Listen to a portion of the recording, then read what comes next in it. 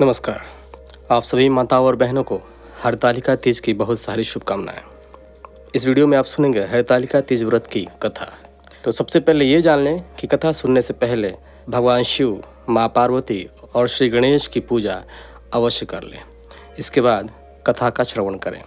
हरतालिका तीज व्रत के बारे में और विशेष जानकारियों के लिए दूसरी वीडियोज़ का लिंक कमेंट बॉक्स में और ऊपर आई बटन पर दिया गया है। वहाँ से आप हरतालिका तीज की तिथि, मुहूर्त और पूजा के विधि विधान की जानकारी ले सकते हैं। तो आइए अब सुनते हैं कथा।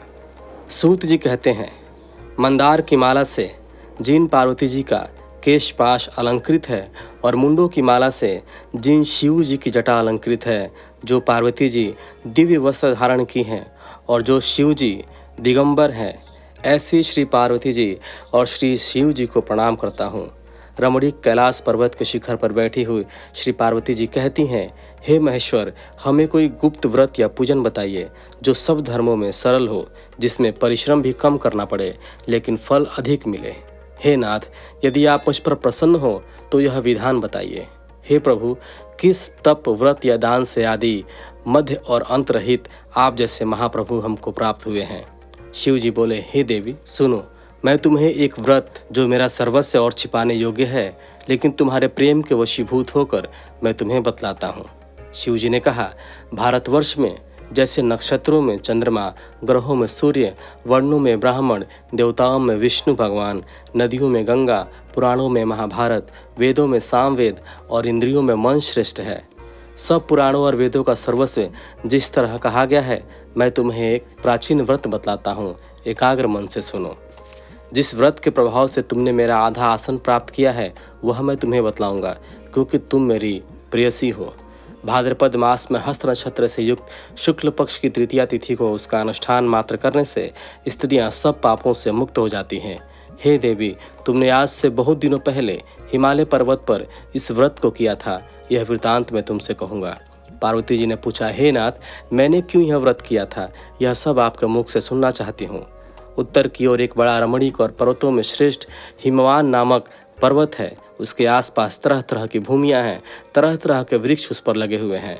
नाना प्रकार के पक्षी और अनेक प्रकार के पशु उस पर निवास करते हैं। वहां पहुंचकर गंधर्वों के साथ बहुत से देवता, सिद्ध, चारण, पक्षीगण सर्वदा प्रसन्न मन से विचरते हैं। वहां पहुंचकर गंधर्व गाते हैं, अप्सराएं नाचती हैं। उस पर्वतराज के कितने ही शिखर ऐसे हैं कि जिनमें स्फटिक, रत्न और वैदूर्य मणि आदि की खानें भरी हैं। यह पर्वत ऊंचा तो इतना अधिक है कि मित्र के घर की तरह समझकर आकाश का स्पर्श किए रहता है। उसके समस्त शिखर सदैव बर्फ से आच्छादित रहते हैं और गंगाजल की ध्वनि सदा सुनाई देती रहती है। हे पार्वती, तुमने बाल्यकाल में उसी पर्वत पर तपस्या की थी। 12 वर्षों तक तुम उल्टी टंग कर केवल धुआं पीकर रही। 64 वर्षों तक सूखे पत्ते खाकर रही। माघ मास में तुम जल में बैठी रहती और वैशाख की दोपहरिया में पंचांगनी तापती थी। श्रावण महीने में जल बरसता तो तुम भूखी प्यासी रहकर मैदान में बैठी रहती थी। तुम्हारे पिता इस तरह के कष्ट सहन को देखकर बड़े दुखी हुए। वे चिंता में पड़ गए कि मैं अपनी कन्या किसको दूं। उसी समय नारद जी वहां आ पहुंचे। मुनिश्रेष्ठ नारद जी उस समय तुम्हें देखने गए थे। नारद जी को देखकर गिरि ने अर्घ्य, पाद्य, आसन आदि देकर उनकी पूजा की और कहा, हे स्वामी, आप किस लिए आए हैं? मेरा अहोभाग्य है, आपका आगमन मेरे लिए अच्छा है। नारद जी ने कहा, हे पर्वतराज सुनो, मैं भगवान विष्णु का भेजा हुआ आपके पास आया हूँ। आपको चाहिए कि यह योग्य कन्या रत्न किसी योग्य वर को दें। भगवान विष्णु के समान योग्य वर ब्रह्मा, इंद्र और शिव इनमें से कोई नहीं है। इसलिए मैं यही कहूँगा कि आप अपनी कन्या भगवान विष्णु को ही देवें। हिमवान ने कहा, भगवान विष्णु स्वयं मेरी कन्या ले रहे हैं और आप यह संदेश लेकर आए हैं तो मैं उन्हें अपनी कन्या दूंगा। हिमवान की इतनी बात सुनकर मुनिराज नारद आकाश में विलीन हो गए। वे पीताम्बर, शंख, चक्र और गदाधारी भगवान विष्णु के पास पहुँचे। वहाँ हाथ जोड़कर नारद जी ने भगवान विष्णु से कहा, हे देव सुनिए, मैंने आपका विवाह पक्का कर दिया। उधर हिमवान ने पार्वती के पास जाकर कहा कि हे पुत्री, मैंने तुम्हें भगवान विष्णु को दे डाली। तब पिता की बात सुनकर तुम बिना उत्तर दिए ही अपनी सखी के घर चली गई। वहीं जमीन पर पड़कर तुम बड़ी दुखी होती हुई विलाप करने लगी। तुम्हें इस प्रकार विलाप करती हुई देखकर सखी बोली, तुम क्यों इतनी दुखी हो? इसका कारण बताओ। तुम्हारी जो कुछ इच्छा होगी मैं यथाशक्ति उसको पूरा करने की चेष्टा करूंगी, इसमें कोई संशय नहीं। पार्वती बोली, मेरी जो कुछ भी अभिलाषा है उसे तुम प्रेम पूर्वक सुनो। मैं एकमात्र शिव जी को अपना पति बनाना चाहती हूँ, इसमें कुछ भी संशय नहीं।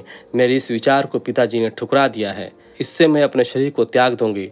पार्वती जी की इस बात को सुनकर सखियों ने कहा कि शरीर का त्याग न करो, चलो किसी ऐसे वन को चले जहाँ पिता को पता न चले। ऐसी सलाह कर तुम वैसे वन में जा पहुंची। उधर तुम्हारे पिता घर घर तुम्हें खोजने लगे, दूतों द्वारा भी खबर लेने लगे कि कौन देवता या किन्नर मेरी पुत्री को हर ले गया। उन्होंने मन ही मन कहा, मैं नारद जी के आगे प्रतिज्ञा कर चुका हूँ कि अपनी पुत्री भगवान विष्णु को दूंगा। ऐसा सोचते सोचते हिमवान मूर्छित हो गए। गिरिराज को मूर्छित देखकर सब लोग हाहाकार करते दौड़ पड़े। जब होश हुआ तो सब पूछने लगे कि हे गिरिराज, आप अपनी मूर्छा का कारण बताइए। हिमवान ने कहा, आप लोग मेरे दुख का कारण सुने। न मालूम कौन मेरी कन्या को हर ले गया है। ऐसा नहीं हुआ तो उसे किसी काले सांप ने काट लिया या सिंह खा गए होंगे। हाय हाय, मेरी बेटी कहाँ गई? किसी दुष्ट ने मेरी पुत्री को मार डाला।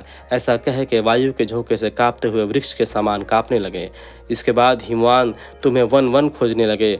वह वन भी सिंह, भालू, हिंसक जंतुओं से बड़ा भयानक हो रहा था।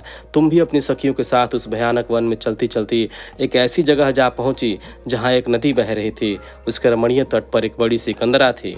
तुमने उसी कंदरा में आश्रम बना लिया और मेरी एक बालुकामयी प्रतिमा बनाकर अपनी सखियों के साथ निराहार रहकर मेरी आराधना करने लगी।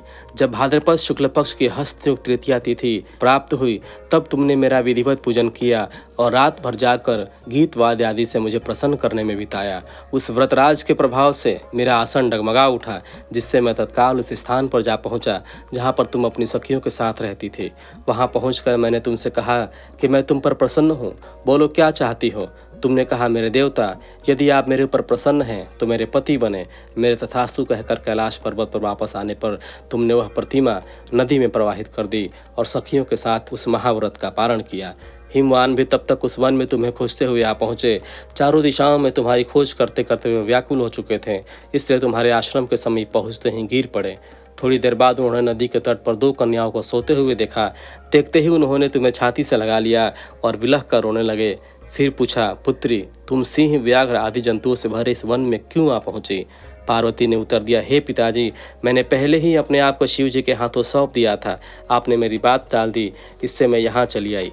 हिमवान ने सांत्वना दी कि हे पुत्री, मैं तुम्हारी इच्छा के विरुद्ध कुछ न करूँगा। वे तुम्हें अपने साथ लेकर घर आए और मेरे साथ तुम्हारा विवाह करा दिए। इसी से तुमने मेरा अर्धासन पाया है। तब से आज तक किसी के सामने मुझे यह व्रत प्रकट करने का अवसर नहीं प्राप्त हुआ। हे देवी, मैं यह बताता हूँ कि इस व्रत का हरितालिका नाम क्यों पड़ा। तुमको सखियाँ हर ले गई थी, इसी से हरितालिका नाम पड़ा। पार्वती जी ने कहा, हे प्रभु, आपने नाम तो बताया, अब इसकी विधि भी बताएं। इसका क्या पुण्य है, क्या फल है, यह व्रत कौन करे? श्री शिव जी पार्वती जी से कहते हैं, हे देवी, मैंने समस्त स्त्री जाति की भलाई के लिए यह उत्तम व्रत बतलाया है। जो स्त्री अपने सौभाग्य की रक्षा करना चाहती है वह यत्नपूर्वक इस व्रत को करे। केले के खंभे आदि से सुशोभित एक सुंदर मंडप बनावे। उसमें रंग बिरंग के रेशमी कपड़ों से चंदुआ लगाकर चंदन आदि सुगंधित द्रव्यों से वह मंडप लिपवावे। फिर शंख, भेरी, मृदंग आदि बाजे बजाते हुए बहुत से लोग एकत्रित होकर तरह तरह के मंगलाचार करते हुए उस मंडप में पार्वती तथा शिव जी की प्रतिमा स्थापित करें। उस रोज दिन भर उपवास कर बहुत से सुगंधित फूल, सुगंध और मनोहर धूप, नाना प्रकार के नैवेद्य आदि एकत्र कर मेरी पूजा करें और रात भर जागरण करें। ऊपर जो जो वस्तुएं गिनाई गई हैं उनके अतिरिक्त नारियल, सुपारी, जंबीरी, नींबू, लौंग, अनार, नारंगी आदि जो जो फल प्राप्त हो उसे इकट्ठा कर लें। उस ऋतु में जो फल तथा फूल मिल सके विशेष रूप से रखें। इसके बाद धूप दीप आदि से पूजन कर प्रार्थना करें, हे शिवे, शिवरूपिणी, हे मंगले, सब अर्थों को देने वाली हे देवी, हे शिवरूपे आपको नमस्कार है। हे शिवरूपे आपको सदा के लिए नमस्कार है। हे ब्रह्मरूपिणी आपको नमस्कार है। हे जगधात्री आपको नमस्कार है। हे सिंहवाहिनी, संसार के भय से भयभीत मुझ दीन की रक्षा करें। इस कामना की पूर्ति के लिए मैंने आपकी पूजा की है। हे पार्वती, मुझे राज्य और सौभाग्य दे, मुझ पर प्रसन्न होए। इन्हीं मंत्रों से पार्वती और शिव जी की पूजा करें। तदनंतर विधि पूर्वक कथा सुने और ब्राह्मण को वस्त्र, गौ, सुवर्ण आदि देवे। इस तरह एक चित होकर स्त्री पुरुष दोनों एक साथ पूजन करें। फिर वस्त्र आदि जो कुछ हो उसका संकल्प करें। हे देवी, जो स्त्री इस प्रकार पूजन करती है वह सब पापों से छूट जाती है और उसे 7 जन्म तक सुख तथा सौभाग्य प्राप्त होता है। जो स्त्री तृतीया तिथि को व्रत न कर अन्न भक्षण करती है तो वह 7 जन्म तक बंध्या रहती है और उसको बार बार विधवा होना पड़ता है। वह सदा दरिद्र, पुत्र शोक से शोकाकुल, स्वभाव की लड़ाकी, सदा दुख भोगने वाली होती है और उपवास न करने वाली स्त्री अंत में घोर नरक में जाती है। मांसाहार करने से बाघिन, दही खाने से बिल्ली, मिठाई खाने से चींटी और कुछ खाने से मक्खी होती है। तीज को अन्न खाने से सुकरी, फल खाने से बंदरिया, पानी पीने से जोंक, दूध पीने से सांपिन, उस रोज सोने से अजगरी और पति को धोखा देने से मुर्गी होती है। इसलिए सभी स्त्रियां व्रत अवश्य करें। दूसरे दिन सुवर्ण, चांदी, तांबा अथवा बांस के पात्र में अन्न भरकर ब्राह्मण को दान दे और पारण करें। जो स्त्री इस प्रकार व्रत करती है वह मेरे समान पति पाती है, और जब वह मरने लगती है तो तुम्हारे समान उसका रूप हो जाता है। उसे सब प्रकार के सांसारिक भोग और सायुज्य मुक्ति मिल जाती है। इस हरितालिका की व्रत कथा मात्र सुन लेने से प्राणी को 1000 अश्वमेघ और सैकड़ों वाजपेयी यज्ञ करने का फल प्राप्त होता है। हे देवी, मैंने यह सब व्रतों में उत्तम व्रत बतलाया जिसके कारण से प्राणी सब पापों से छूट जाता है। इसमें कुछ भी संशय नहीं।